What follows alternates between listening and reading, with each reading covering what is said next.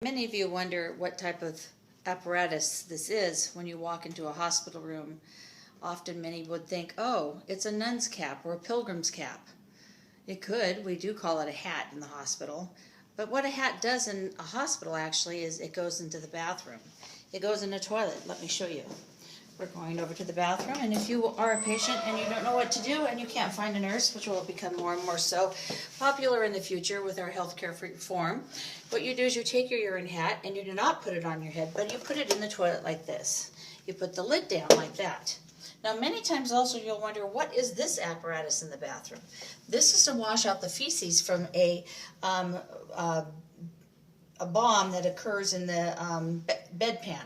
So that's useful for bombs and bedpans. We won't be talking about that. We can talk about that at a later date, later today.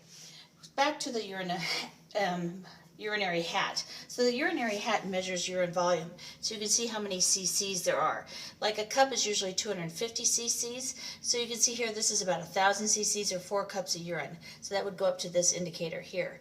So as you sit down on the toilet as a girl, you would pee in the toilet, and the pee goes into here, and then the poop goes in there. So when you're done with that, you measure it, and then you dump it in the toilet, and they write it down on this little piece of paper here called an intake and output sheet. Intake is how many cc's you drink in. Hopefully that's not urine, it's more like sodas and water and IV fluids. And then the output sheet talks about how much you take out, and that includes the urine that we are counting in the urinary hat. At the end of the day of a 12-hour shift, you make sure that your urinary total intake is about the same as urinary output.